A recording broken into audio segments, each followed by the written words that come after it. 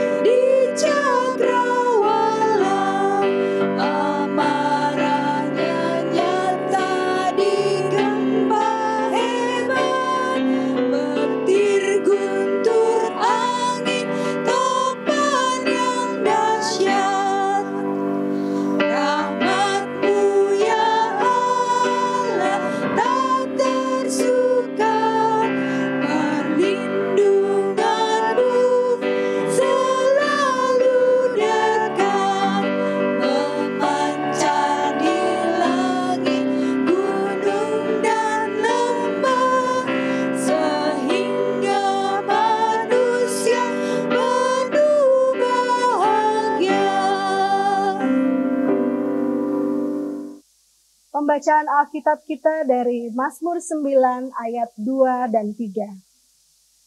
Aku bersyukur kepada Tuhan dengan segenap hatiku, dan aku mau menceritakan segala perbuatanmu yang ajaib. Aku mau bersukacita dan bersukaria karena Engkau. Bermazmur bagi namamu yang maha tinggi. Mari kita bersatu dalam doa untuk membuka kebaktian pagi ini. Tuhan Yesus Allah Bapa yang bertata di dalam kerajaan surga, Tuhan yang mengasihi kami, Tuhan yang sungguh besar. Terima kasih Tuhan untuk pagi ini kami boleh bersama-sama bersekutu. Dan Tuhan, biarlah Tuhan ibadah pagi ini boleh berjalan baik. Biarlah Tuhan Engkau menolong kami semua, Engkau memberkati kami semua, dan biarlah kami boleh mendapatkan berkat sukacita dalam ibadah pagi ini. Terima kasih Tuhan, berkati ibadah pagi kami ini. Di dalam nama Tuhan Yesus kami berdoa dan mengucap syukur. Amin. Mari jemaat kita menyanyikan lagu dari nyanyian pujian nomor 346, Mari Hai Wanita.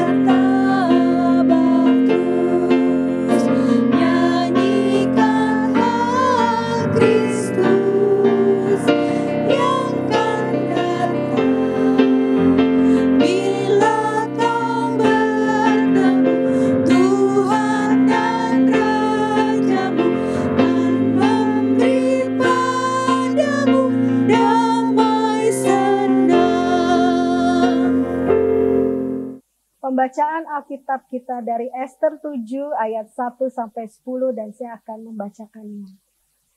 Datanglah raja dengan Haman untuk dijamu oleh Ester sang ratu.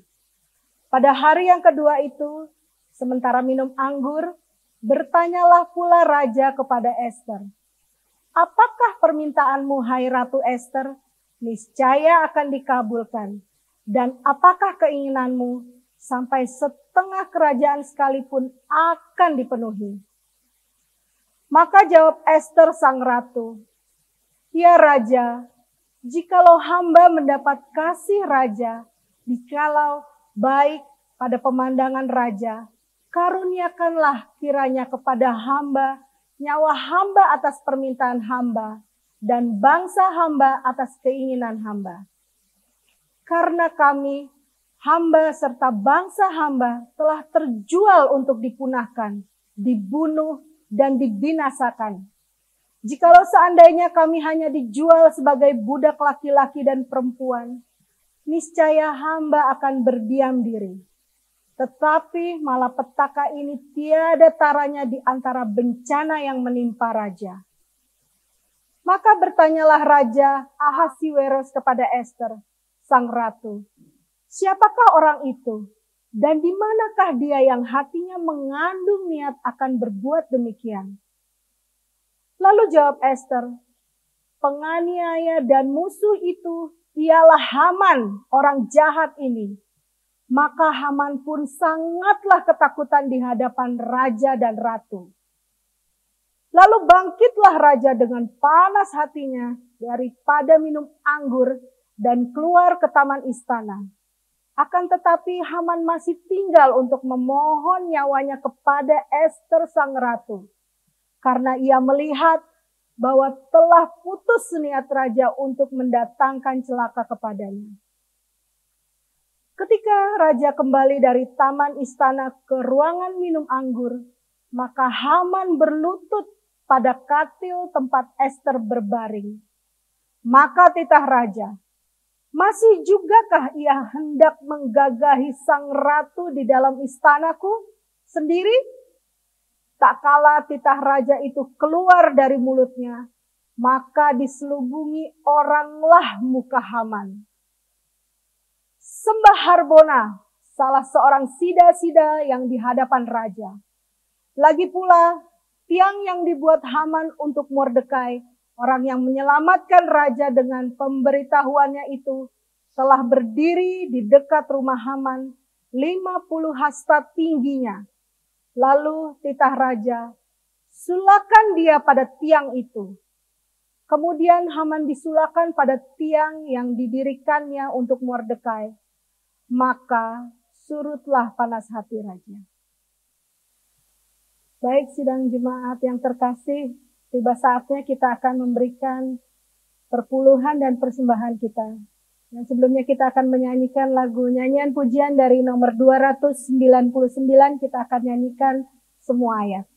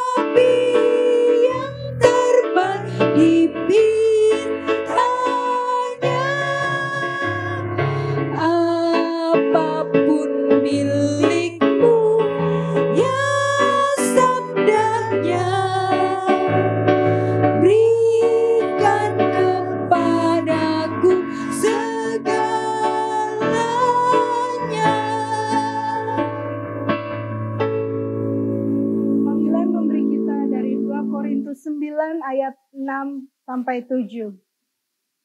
Camkanlah ini, orang yang menabur sedikit akan menuai sedikit juga, dan orang yang menabur banyak akan menuai banyak juga. Hendaklah masing-masing memberikan menurut kerelaan hatinya, jangan dengan sedih hati atau karena paksaan, sebab Allah mengasihi orang yang memberi dengan sukacita. Mari kita bersatu dalam doa. Tuhan Allah Bapa kami yang di surga, Tuhan yang sungguh mengasihi kami dengan berkat-Mu yang sungguh luar biasa. Saat ini Tuhan, terima kasih untuk kesempatan yang Kau berikan buat kami, untuk kami mengembalikan semua berkat yang Tuhan sudah berikan. Biarlah Tuhan berkat yang sedikit ini, Tuhan mau sucikan. Tuhan biarlah berkat yang kami berikan ini boleh menjadi saluran berkat lagi Tuhan untuk perluasan kerajaan-Mu. Terima kasih Tuhan, berkati persembahan kami. Di dalam nama Tuhan Yesus kami berdoa dan mengucap syukur. Amin.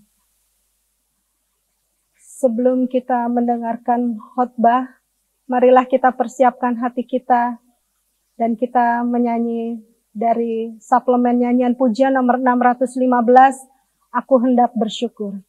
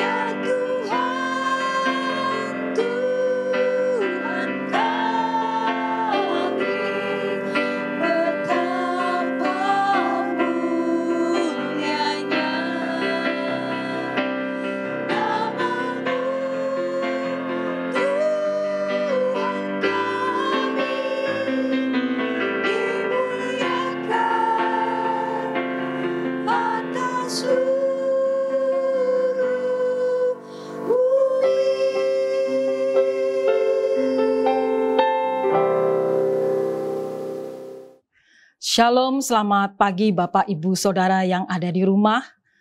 Salam sehat untuk kita semua. Apa kabar? Dari sini saya mengucapkan juga selamat Hari Kartini. Untuk kesekian minggu ini, kita tidak bertatap muka dalam satu ruangan gereja. Tapi biarlah situasi sekarang ini tidak mengurangi rasa sukacita dan semangat kita untuk beribadah dan melayani Tuhan di rumah kita masing-masing. Kita terus memohon kepada Tuhan supaya situasi ini cepat berlalu. Bapak Ibu Saudara yang terkasih dalam Tuhan, mungkin Bapak Ibu Saudara terperanjat, kaget atau terkejut kalau pada pagi menjelang siang ini yang berkhotbah bukan Pendeta Radik, Pendeta Agus atau Pendeta Julianus, tapi hari ini seorang wanita, seorang ibu yang akan menyampaikan firman Tuhan. Ini semua dalam rangka memperingati Hari Kartini dan WBI melayani. Biasanya kami melayani di semua ibadah. Ibadah 1, 2, dan ibadah sore. Direncanakan semua petugas kaum wanita, termasuk penyampai firman Tuhan. Ibadah 1, Ibu Omas Raja Guguk, ibadah 2, saya Ibu Yanti Radik, dan ibadah malam Ibu Julia. Namun karena situasi sekarang ini tidak memungkinkan, izinkan saya untuk mewakili para WBI menyampaikan kebenaran firman Tuhan. Untuk itu saya atas nama pribadi dan semua WBI mengucapkan terima kasih pada gereja, Pendeta Radik Irianto selaku Gembala Sidang GPI Kebayoran, dan Pendeta Agus selaku Asisten Gembala Sidang, yang rela menyerahkan sejenak mimbarnya untuk saya menyampaikan firman-Nya. Sekali lagi, terima kasih, Tuhan memberkati. Bapak Ibu Saudara yang terkasih dalam Tuhan, untuk kali ini saya akan menyampaikan firman Tuhan dengan judul Wanita Penentu Nasib Bangsanya. Diambil dari kitab Ester 7 ayat 1 sampai 10. Sebelum kita membaca dan merenungkan kebenaran firman Tuhan, mari kita berdoa terlebih dahulu dan mohon pimpinan Tuhan. Bapa kami yang ada di surga yang mulia, sungguh kami mengucap syukur ya Tuhan. Jikalau pada pagi hari ini, Tuhan memberi kesempatan kepada hamba-Mu untuk menyampaikan firman Tuhan. Karena Tuhan akan memberkati setiap firman Tuhan yang akan hamba-Mu sampaikan, sehingga boleh menjadi berkat kemuliaan nama Tuhan. Terima kasih Tuhan Yesus, dalam nama-Mu kami berdoa. Amin. Mari Bapak Ibu Saudara, kita akan membaca firman Tuhan pada pagi hari ini diambil dari Ester pasal 7 ayat 1 sampai 10. Saya akan membacakan untuk Bapak Ibu Saudara semua yang ada di rumah. Ester pasal 7 ayat 1 sampai 10, demikian firman Tuhan. Haman diadukan oleh Ester dan dihukum mati. Datanglah raja dengan Haman untuk dijamu oleh Ester, sang ratu. Pada hari yang kedua itu, sementara minum anggur, bertanyalah pula raja kepada Ester, apakah permintaanmu hai Ratu Ester? Niscaya akan dikabulkan. Dan apakah keinginanmu sampai setengah kerajaan sekalipun akan dipenuhi? Maka jawab Ester sang ratu, ya raja, jikalau hamba mendapatkan kasih raja, dan jikalau baik pada pemandangan raja, karuniakanlah kiranya kepada hamba nyawa hamba atas permintaan hamba, dan bangsa hamba atas keinginan hamba. Karena kami, hamba serta bangsa hamba, telah terjual untuk dipunahkan, dibunuh dan dibinasakan. Jikalau seandainya kami hanya dijual sebagai budak laki-laki dan perempuan, niscaya hamba akan berdiam diri, tetapi malapetaka ini tiada taranya di antara bencana yang menimpa raja. Maka bertanyalah Raja Ahasweros kepada Ester sang ratu, siapakah orang itu dan di manakah dia yang hatinya mengandung niat akan berbuat demikian? Lalu jawab Ester, penganiaya dan musuh itu ialah Haman, orang jahat ini. Maka Haman pun sangatlah ketakutan di hadapan raja dan ratu. Lalu bangkitlah raja dengan panas hatinya daripada minum anggur dan keluar ke taman istana. Akan tetapi Haman masih tinggal untuk memohon nyawanya kepada Ester, sang ratu, karena ia melihat bahwa telah putus niat raja untuk mendatangkan celaka kepadanya. Ketika raja kembali dari taman istana ke dalam ruangan minum anggur, maka Haman berlutut pada katil tempat Ester berbaring. Maka titah raja, masih jugakah ia hendak menggagai sang ratu di dalam istanaku sendiri? Tatkala titah raja itu keluar dari mulutnya, maka diselubungi oranglah muka Haman. Sembah Harbona, salah seorang sida-sida yang di hadapan raja. Lagi pula tiang yang dibuat Haman untuk Mordekai, orang yang menyelamatkan raja dengan pemberitahuannya itu, telah berdiri di dekat rumah Haman, 50 hasta tingginya. Lalu titah raja, sulakan dia pada tiang itu. Kemudian Haman disulakan pada tiang yang didirikannya untuk Mordekai. Maka surutlah panas hati raja. Bapak Ibu Saudara yang terkasih dalam Tuhan, wanita penentu nasib bangsa. Timbul satu pertanyaan dari kita, dari hati saya sendiri, sebelum membaca kisah Ester ini, apakah seorang wanita itu dapat menjadi penentu nasib bangsanya? Mungkin Bapak Ibu Saudara juga berpikir demikian seperti saya. Untuk itu, mari kita buktikan bersama, apakah benar wanita itu menjadi penentu nasib bangsanya. Kalau kita melihat dari firman Tuhan yang sudah kita baca tadi, kita bisa mengetahui bahwa memang seorang Ratu Ester memiliki sesuatu yang luar biasa. Nanti kita akan lihat. Dan dari ayat-ayatnya nanti akan saya sampaikan dari pasal pertama hingga ayat yang ke-6, itu menjadi satu jawaban menentukan dari pasal yang ke-7. Berarti kita bisa melihat bagaimana seorang Ester memiliki karakter yang luar biasa. Dan kita bisa melihat seorang raja sampai memberikan izin dari keinginannya. Bapak Ibu Saudara yang terkasih dalam Tuhan, sebelum kita masuk dalam perenungan selanjutnya, kita perlu mengetahui siapa Ester itu sesungguhnya. Ester adalah seorang wanita muda yang cantik perawakannya. Ester juga seorang anak yatim piatu. Itu bisa kita lihat di dalam Ester 2 ayat 7. Dia punya kepribadian yang sangat baik, rendah hati, dan dia berasal dari bangsa Yahudi. Nah, apa yang melatar belakangi sehingga sampai Ester ingin membela nasib bangsanya? Saya akan menceritakan secara singkat kronologisnya sehingga Ester sampai membela nasib bangsanya. Ini diawali dari pasal yang pertama, yaitu pada waktu Ratu Wasti dibuang. Mengapa sampai ini terjadi? Karena Ratu Wasti menolak untuk memperlihatkan kecantikannya di depan Raja Ahasveros, rakyat dan para pembesar kerajaan. Sehingga membuat marah raja, dan raja memberi titah untuk mencari pengganti Ratu Wasti. Di pasal yang kedua, Ester diangkat menjadi ratu. Melalui Mordekai, yaitu orang yang mengangkat Ester, sejak ditinggal kedua orang tuanya untuk ikut dalam pemilihan raja, mencari ratu pengganti Ratu Wasti, dan Ester dikasih oleh raja, dan Ester akhirnya dipilih oleh Raja Ahasveros untuk menggantikan Ratu Wasti yang sudah dibuang.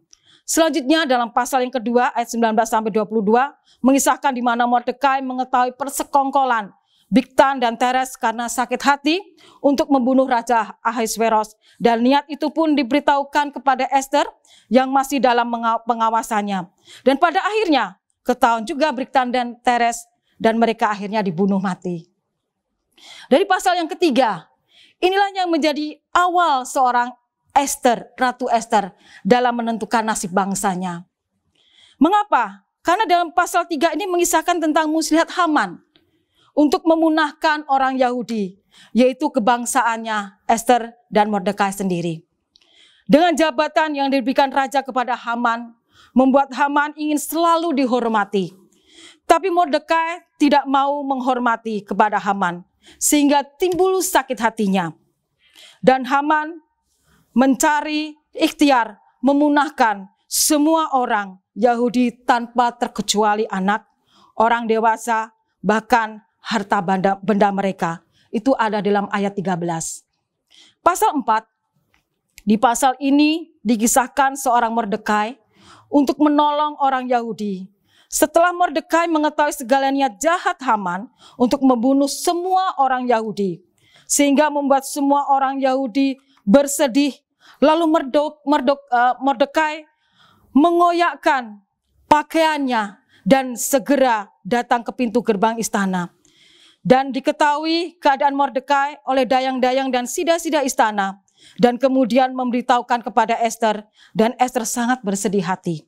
Lalu dikirimkannya pakaian supaya dipakai oleh Mordekai, tapi Mordekai menolak. Lalu Ester menyuruh Hatach untuk menanyakan sebenarnya apa yang terjadi sesungguhnya.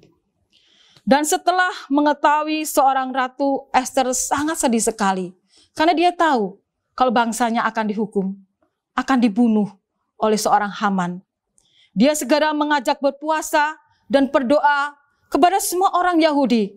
Dan dayang-dayangnya juga termasuk dirinya sendiri.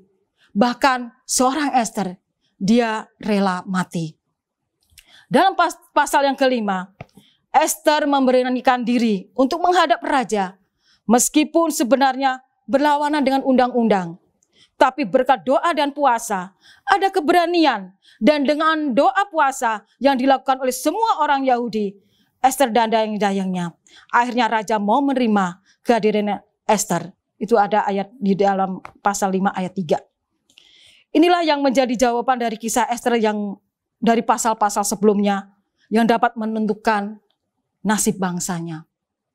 Nah, melihat kembali kisah Ester ini, mulai dari ayat pertama, pasal pertama sampai 6, kita bisa melihat ada 3 karakter yang akan saya sampaikan kepada Bapak Ibu Saudara semuanya. Yang ini menentukan nasib bangsanya. Karena seorang pemimpin, seorang penentu, itu harus memiliki karakter yang kuat. Sehingga pada waktu dia mengambil keputusan, dia tidak akan goyah jika ada hal-hal yang lain yang akan menghantui dia. Tetapi seorang Ester, kita akan melihat ada 3 hal yang akan saya sampaikan kepada Bapak Ibu Saudara sekalian. Yang pertama, Ratu Ester selain cantik, muda, dia memiliki karakter yang luar biasa. Dia sangat mengasihi. Dia punya karakter yang mengasihi. Kasih kepada siapa? Kepada bangsa dan saudara-saudaranya. Dan juga rendah hatinya. Kita lihat di dalam pasal 4 ayat 4 dan 16. Kita akan lihat, kita akan baca. Saya akan membacakan untuk Bapak Ibu Saudara semuanya. Ketika dayang-dayang dan sida-sida Ester memberitahukan hal itu kepadanya, sangatlah risau hati sang ratu. Lalu dikirimkannya pakaian supaya dipakaikannya kepada Mordekai, dan supaya ditanggalkan kain kabunya daripadanya, tetapi tidak diterimanya. Begitu kasihnya seorang Ester yang sudah diangkat menjadi ratu. Dia memiliki hati untuk mengasihi Mordekai. Dan juga dia kasih terhadap bangsanya di ayat yang ke-16 dari pasal 4. Saya akan membacakan buat Bapak Ibu Saudara yang di rumah. Pergilah, kumpulkanlah semua orang Yahudi yang terdapat di Susan, dan berpuasalah untuk aku. Janganlah makan dan janganlah minum 3 hari lamanya, baik waktu malam, baik waktu siang. Aku serta dayang-dayangku pun akan berpuasa demikian. Dan kemudian aku akan masuk menghadap raja. Sungguh pun berlawanan dengan undang-undang. Kalau terpaksa aku mati, biarlah aku mati. Ini satu kerendahan hati seorang Ester. Dia tidak hanya berpuasa, menyuruh orang lain berpuasa, tapi dia juga berpuasa. Bahkan yang kedua, Ester sebagai seorang ratu yang cantik dan muda, dia tidak sombong. Dia tidak egois. Dia mau memperhatikan bagaimana jeritan hati rakyatnya. Bagaimana jeritan bangsa Yahudi yang disampaikan oleh Mordekai. Sehingga dia menyampaikannya. Di ayat yang 16 tadi dikatakan, dia mau bersama-sama untuk berpuasa. Supaya terlaksana apa yang diinginkannya. Itu membebaskan dari pembunuhan yang dilakukan oleh Haman.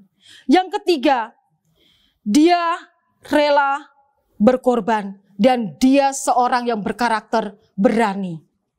Lihat di dalam pasal 5. Di situ seorang Ester mau menghadap raja. Ya, di dalam Ester ini dikatakan pada hari yang ketiga Ester mengenakan pakaian ratu, lalu berdirilah di pelataran dalam istana raja. Tepat di depan istana raja, raja bersemayam di atas tahta kerajaan di dalam istana, berhadapan dengan pintu istana itu. Ketika raja melihat sang ratu berdiri di pelataran, berkenanlah raja kepadanya, sehingga raja mengulurkan tongkat emas yang di tangannya ke arah Ester, lalu mendekatlah Ester dan menyentuh ujung tongkat itu. Tanya raja kepadanya, apa maksudmu hai Ratu Ester, dan apa keinginanmu, sampai setengah kerajaan sekalipun akan diberikan kepadamu. Jawab Ester, jikalau baik pada pemandangan raja, datanglah kiranya raja dengan Haman pada hari ini di keperjamuan yang diadakan oleh hamba bagi raja. Maka titah raja, suruhlah Haman datang dengan segera, supaya kami memenuhi permintaan Ester. Lalu raja datang dengan Haman ke perjamuan yang diadakan oleh Ester. Sementara minum anggur, bertanyalah raja kepada Ester, apakah permintaanmu? Niscaya akan dikabulkan. Dan apakah keinginanmu? Sampai setengah kerajaan sekalipun akan dipenuhi. Maka jawab Ester, permintaan dan keinginan hamba ialah, jikalau hamba mendapat kasih raja, dan jikalau baik pada pemandangan raja, mengabulkan permintaan serta memenuhi keinginan hamba, datang pula lah kiranya raja dengan Haman ke perjamuan yang akan hamba adakan bagi raja dan Haman, maka besok akan hamba lakukan yang dikehendaki raja. Dia rela berkorban meskipun belum waktunya dia datang. Ya. Kalau dia lakukan, pasti bagi seorang Ester, dia memiliki rasa takut untuk menghadap raja. Tapi karena dia memiliki hati, seperti yang saya katakan tadi, dia memiliki karakter kasih. Dia mengasihi bangsanya, sehingga apapun dia lakukan untuk bangsanya itu. Dari ketiga karakter yang dimiliki oleh Ratu Ester, sehingga membuahkan hasil dari pasal yang ke-7, yaitu raja mau mendengar semua apa yang diadukan Ester, dan akhirnya Hamanlah yang dihukum mati. Kita akan lihat kembali di dalam pasal 7.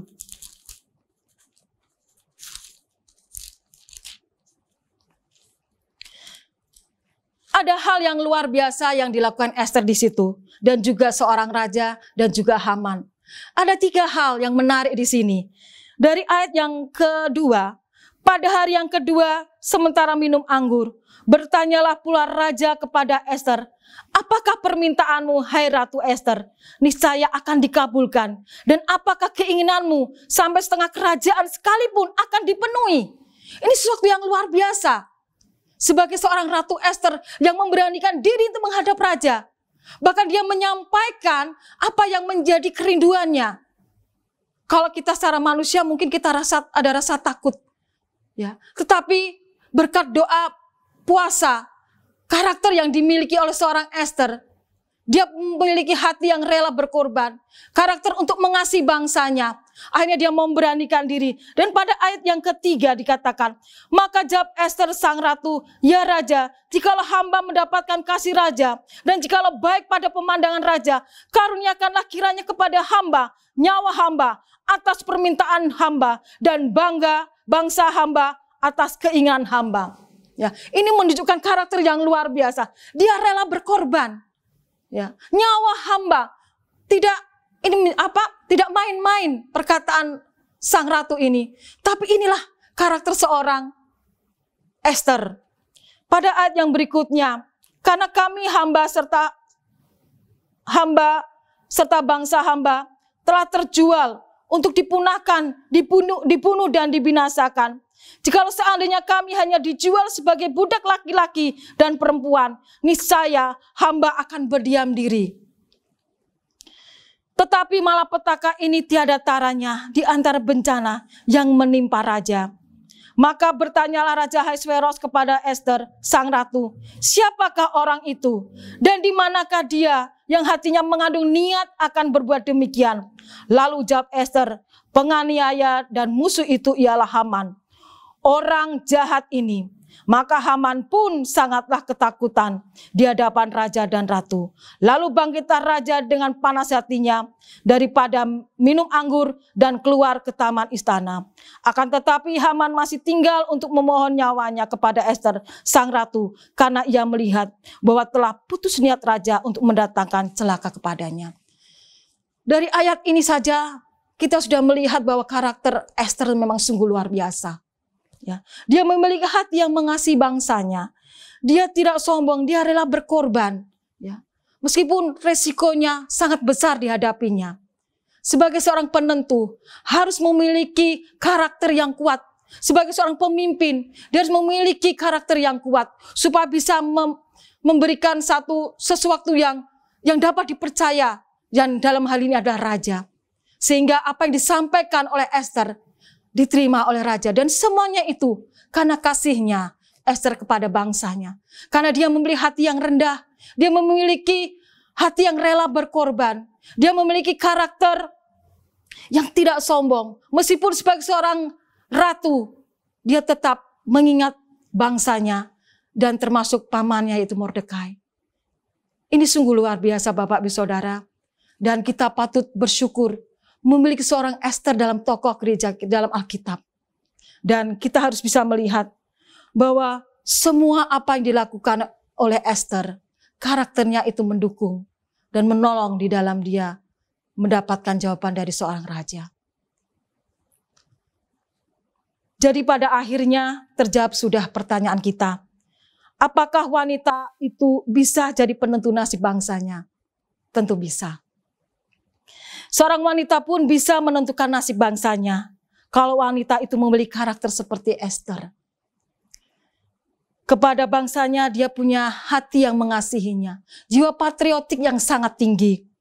Dia memiliki hati yang rendah, berkarakter tidak sombong, dan rela berkorban untuk mau berdoa dan berpuasa.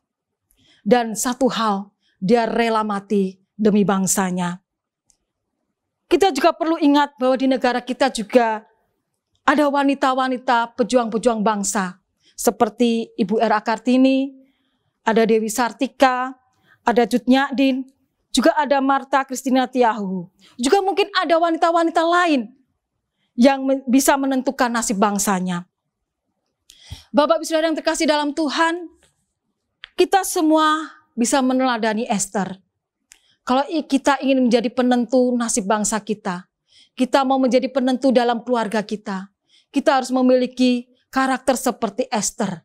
Dia memiliki karakter yang luar biasa. Dia tidak hanya cantik, tidak muda, tapi dia memiliki belas kasihan yang luar biasa kepada bangsanya. Dia patriotik yang luar biasa, dan dia tidak sombong. Dia rela berkorban bagi bangsanya.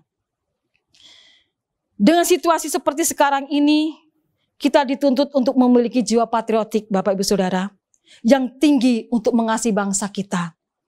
Semakin rendah hati dan tidak sombong. Mau menyandarkan sepenuhnya hidup kita kepada Tuhan. Dan semakin dekat pada Tuhan. Mulai doa dan puasa kita. Bahkan pada saat ini virus COVID boleh ada di negara kita. Kita bisa angkat topi, angkat jempol dan mendoakan buat para medis yang saat ini berjuang untuk menyembuhkan para pasien. Bahkan mereka ada yang sudah meninggal, mati untuk merawat mereka. Mari kita doakan mereka semuanya. Kalau kita memiliki hati yang mengasihi bangsa dan negara kita, pasti apapun akan diberikan Tuhan kepada kita. Ester menjadi teladan kita yang memiliki karakter yang luar biasa, sehingga seorang Ahasveros mengabulkan semua permintaannya. Dan pada akhirnya bangsa Yahudi terbebas dari pembunuhan. Bapak Ibu Saudara yang terkasih dalam Tuhan, untuk mengakhiri seluruh rangkaian ibadah khotbah saya pada pagi siang hari ini, kita akan membaca di dalam Mazmur pasal 4 ayat 2 sampai 4. Ini yang akan menutup kita di dalam mendengarkan kebenaran firman Tuhan. Biarlah melalui firman Tuhan ini akan menjadi kekuatan buat kita semuanya. Memang Tuhan kita adalah Tuhan yang luar biasa. Tuhan yang memiliki kekuatan yang dahsyat. Mazmur 4 ayat 2 sampai 4. 4. Demikian firman Tuhan. Apabila aku berseru, jawablah aku ya Allah, yang membenarkan aku. Di dalam kesesakan Engkau memberi kelegaan kepadaku. Kasihanilah aku dan dengarkanlah doaku. Hai orang-orang, berapa lama lagi kemuliaanku dinodai? Berapa lama lagi kamu mencintai yang sia-sia dan mencari kebohongan? Ketahuilah bahwa Tuhan telah memilih baginya seorang yang dikasihinya. Tuhan mendengarkan apabila aku berseru kepadanya. Ester adalah orang yang dipilih Tuhan untuk menyelamatkan bangsanya. Kita pun bisa dipakai Tuhan untuk menjadi penyelamat bangsa kita. Kalau kita memiliki karakter yang kuat, sehingga apa yang menjadi kerinduan kita, Tuhan akan menjawabnya. Seperti dalam pasal ke-7 yang sudah kita baca tadi. Bagaimana seorang Ester akhirnya merasa lega, karena dengan seorang raja itu pun mau menjawab semua yang dirindukannya. Mari kita tunduk kepala, kita akan berdoa bersama-sama.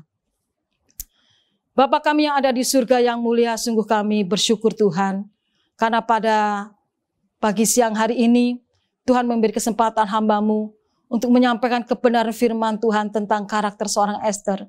Sehingga dengan karakternya Tuhan, menjadi seorang pemimpin yang penentu nasib bangsanya. Sehingga pada akhirnya Ahasveros mengabulkan permintaannya, dan akhirnya Haman yang dihukum mati. Tidak mudah Tuhan bagi seorang Ester untuk melihat semuanya ini. Tapi kami percaya Tuhan, karena Engkau Allah kami yang luar biasa. Dan saat ini kami boleh menyerahkan juga untuk keadaan bangsa dan negara kami. Kami mencintai bangsa Indonesia. Kami berdoa dalam nama Tuhan Yesus, Tuhan akan memberkati bangsa kami di saat kami menghadapi virus corona saat ini. Terima kasih Tuhan, kami menyerahkan firman Tuhan ini hanya di dalam nama Tuhan Yesus kami berdoa. Amin. Terima kasih, Tuhan Yesus memberkati. Bapak, Ibu, dan Saudara sekalian, khususnya Ibu-Ibu WBI, terima kasih atas pelayanannya. Kita sudah dilayani banyak oleh mereka sekarang. Dan mari setelah kita mendengarkan firman Tuhan, kita akan bersama-sama menyambut firman Tuhan ini dengan nyanyian undangan. Bapak, Ibu, dan Saudara, saya minta untuk berdiri. Kita akan menyanyikan nyanyian undangan Kehendak Tuhan Laksanakan. Dari nyanyian pujian nomor 241. Menjadi suatu respon kita, menjadi suatu panggilan Tuhan bagi kita supaya kita dapat menanggapi kebenaran firman Tuhan yang baru saja kita dengar bersama-sama. Mari kita nyanyikan Kehendak Tuhan Laksanakan.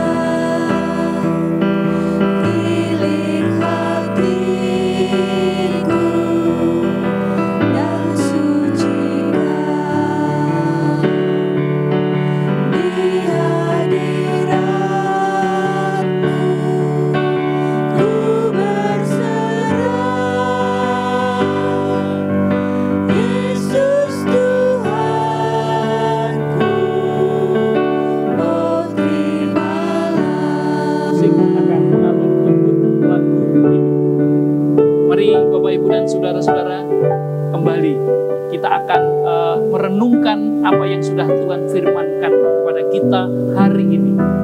Ester adalah seorang begitu hebat dalam kewanitaannya. Dia dapat menjadi penentu nasib bangsanya. Oleh karena Ester memiliki karakter yang istimewa, karakter yang mengasihi bangsanya, memiliki karakter yang rela berkorban, dan memiliki karakter yang tidak sombong dalam kehidupannya. Sekalipun dia sudah menjadi permaisuri raja, orang yang hebat, tetapi dia tetap ingat akan nasib bangsanya. Pada saat bangsanya memerlukan, dia dengan segala potensi yang ada pada dirinya, dia melakukan yang terbaik untuk bangsanya. Bapak Ibu, dalam situasi sekarang ini, marilah kita jadi penentu nasib bangsa ini melalui apa yang kita lakukan, melalui apa yang kita perbuat, supaya bangsa kita ini sekarang yang ada dalam rundung duka berkelanjutan oleh karena mewabahnya virus yang ada sekarang, mari kita menjadi penentu bangsa melalui apa yang kita lakukan, seperti yang sekarang kita lakukan ini. Kita terus setia kepada Tuhan, tapi kita juga tetap taat kepada pemerintah, aturan-aturan pemerintah yang ada, sehingga kita dijauhkan dari wabah yang ada sekarang. Itu sebabnya mari kita melaksanakan apa yang jadi kehendak Tuhan, supaya seluruh beban kita Tuhan angkat, Tuhan sembuhkan dari segala penyakit yang ada. Dia mampu melakukan itu sepanjang kita mau taat dan kita mengikut apa yang menjadi kehendak Tuhan. Bapak Ibu, mari kita nyanyikan pada bait yang ketiga sebelum kita mengakhiri. Berdoalah kepada Tuhan supaya Tuhan memberikan kekuatan kepada saudara sekalian.